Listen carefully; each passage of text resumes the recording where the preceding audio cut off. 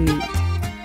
এই শীতে উইকেন্ডে যদি একটা নতুন জায়গায় বেড়াতে চাও তার সন্ধান তোমরা এই ভিডিওতে পাবে। কলকাতা থেকে মাত্র 4 ঘন্টার মধ্যেই জায়গাটায় পৌঁছে যাওয়া যায়। জায়গাটি উড়িষ্যার বালাসোরের কাছে দুবলাগুড়ি বিচ, আর কাছেই রয়েছে পঞ্চলিঙ্গেশ্বর। তো উইকেন্ডে শনি রবিবার এই ট্রিপটা করাই যেতে পারে। হাওড়াপুরি বন্দে ভারত, ফলকনামা এক্সপ্রেস আর ধৌলি এক্সপ্রেস, এই ট্রেনগুলির মাধ্যমে তোমরা সকাল সকাল এখানে পৌঁছে যেতে পারো। ট্রেনের টাইমিং আমি দিয়ে দিলাম। আর যদি গাড়িতে যেতে চান তাহলে কলকাতা থেকে সময় লাগবে প্রায় 6 ঘন্টা।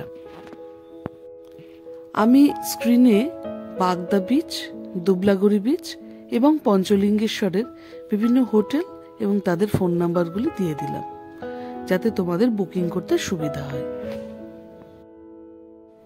বিচটির পাশে অসম্ভব সুন্দর ঝাউবন থাকার জন্য বিচের সৌন্দর্য অনেকাংশে বেড়ে গিয়েছে।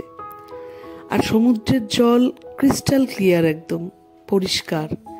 আর বিচটির ঢালও খুব সুন্দর, যার জন্য ছোট বাচ্চাদেরও এখানে স্নান করতে কোনো অসুবিধা হয় না। আবার বয়স্ক মানুষদেরও কোনো সমস্যা হবে না। সকল মানুষদের জন্যই এই বিচের ঢালটা অত্যন্ত সুন্দর।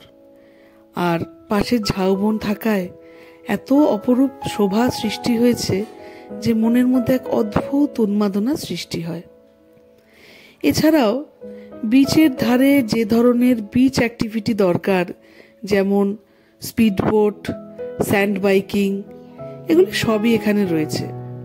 ফলে অন্যান্য বিচের পাশে যে ধরনের এন্টারটেনমেন্ট পাওয়া যায় এখানেও সেগুলি পাওয়া যায়। তো উইকেন্ডে 2 দিন তোমরা এখানে কাটিয়ে যেতে পারো। আর কাছেই পঞ্চলিঙ্গেশ্বর মন্দির আছে, সেখানেও ঘুরে আসতে পারো।